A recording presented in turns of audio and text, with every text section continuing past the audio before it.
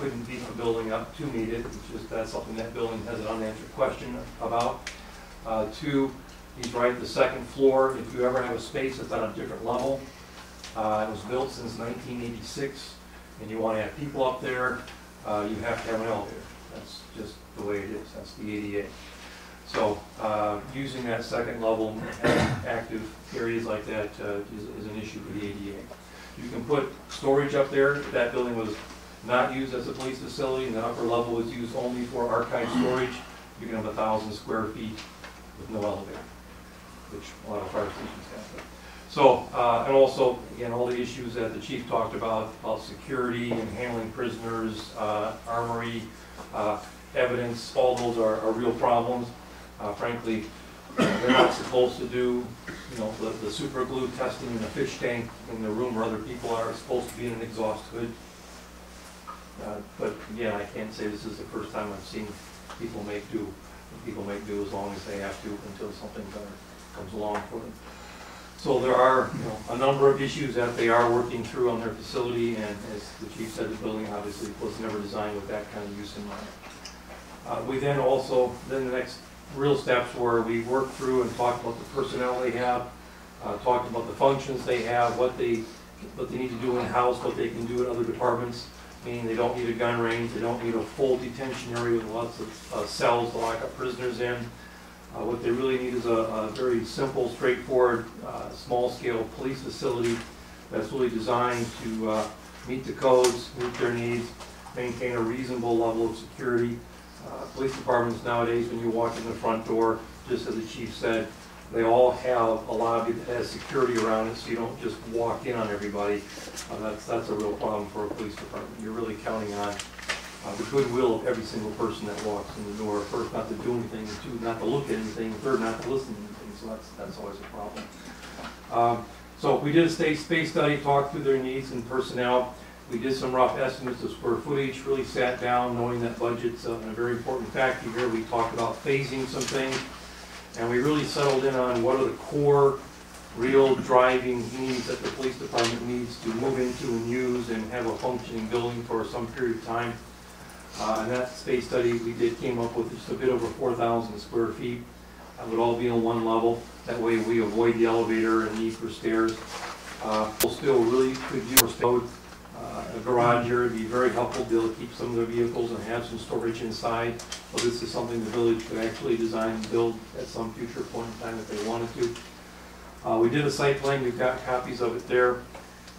We also then, in talking about cost of the project, we said as the architects, we've got good cost models for recent police stations we've designed, which were bid out. We did the Burr Ridge Police Facility. They bid it out last summer. It's now under construction.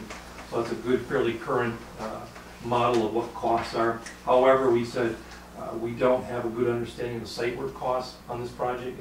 Those are always very specific to the property you're working with. The village then pulled Pat and his people in from Galt Hamilton. They did some surveying, worked with the design we came up with for how the site can get used, look at how they can handle stormwater runoff, bringing utilities in, and they then evaluated what they thought the cost would be for the site work. Then we worked together. I took their information and put together that cost spreadsheet that you see. It has the yellow on it. I think the yellow is actually just what I use because that's where I enter data, and it keeps me from screwing the thing up when I work on it. So there are zones here. The first zone really is all about building costs. And so each type of space in a building that's a police department has different costs per square foot. The total of 4,050 square feet, you'll see has a low and a high square foot range of $214 to $233 per square foot, which really is based on that Burr Ridge police model that we did out last summer. And I think I should preface a little bit of the rest of this to let you know, really costs to do buildings have come down dramatically. The Burr Ridge facility was actually expected to cost, the hard construction cost about $6.2 to $6.5 million, based on how inflation was going the year before.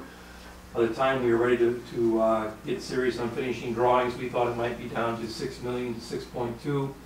When we finished the construction documents and we were telling the village the prices that were dropping further, we expected to come in below 6 million now. We bid it out, it came in at $5 million. 5 even? Just a smidge over. And it's about 20,000 square feet, and that's building and site costs. So that just told us just how incredibly competitive the market is right now for building. So $250 a square foot for building and site work for a police facility, especially a small one. And that has a full detention area, locked up prisoners, that whole bit. We would have thought a building like that could come in easily $300 and $350. So we are seeing a dramatic decrease in construction costs these days. So that's the cost of the building, the $860 to $943. Then the site costs, most of these were then evaluated and budgeted by Walt Hamilton.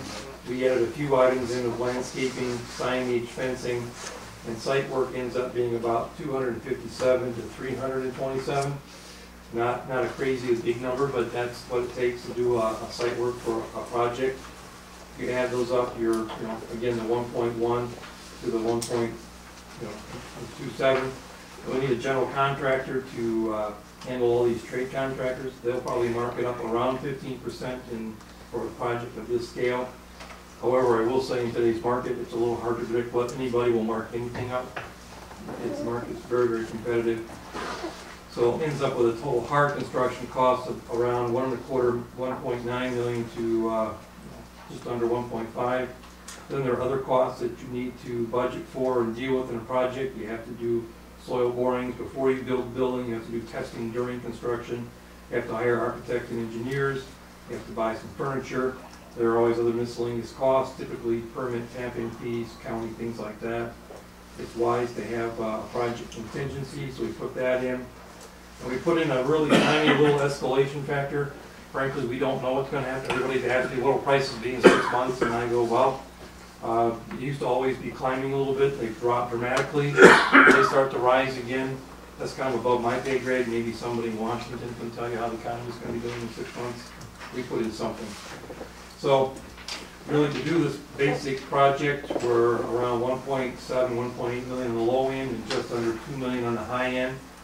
Then as part of the request of our work, we reviewed what some lead or environmentally sensitive things we could do, and some of them are external, that Walt Hamilton looked at, doing a biostorm water retention area, doing some permeable pavers. We then looked at some opportunities in the building, high efficiency HVAC systems for heating and cooling, geothermal being a good example, more efficient electrical systems, meaning high efficiency light fixtures, efficient plumbing fixtures, low flush, dual flush, other sensing systems that keep the plumbing use down to a minimum. We upgrade the insulation levels in the building so it's better insulated, uses less energy. We can incorporate other or more recycled materials into the project. And then if you really want to lead certificate from the Green Building Council, we need to hire a commissioning agent who then oversees the specifics of this and evaluates and signs off that the goals were met. And this has to be a third-party organization. Are those costs the incremental costs? Because obviously some of those things go into construction normally. So the $75K really is an added cost. Most of that will be the commissioning agent. No, I'm saying for things like the permeable pavers, the HVAC. That's added to what's above. That's the incremental cost. Correct. Okay. Correct. Thank you. So, that adds $300,000 to $376,000. If you want to do everything, we're talking about a $2 million project to $2.4 million project. So the costs for the building have come in, or we expect to come in the range we talked about. The new site costs are going to be a bit of a wild card. And just people talk about cost per square foot. As you shrink a building, the cost to bring the water line in doesn't go down. The cost to bring the sewer line doesn't go down. Bring a driveway and all those. So on a project of this scale, it has a very high proportion of its costs going to site work. Not that they're extreme, but it's just you're building a very modest building, and you still have to develop the site to make that happen. So I get the site plan up and just show some basics. And Pat, if I say anything that scares you, jump in. I'll jump out the window. We're on the first floor, Pat. Okay.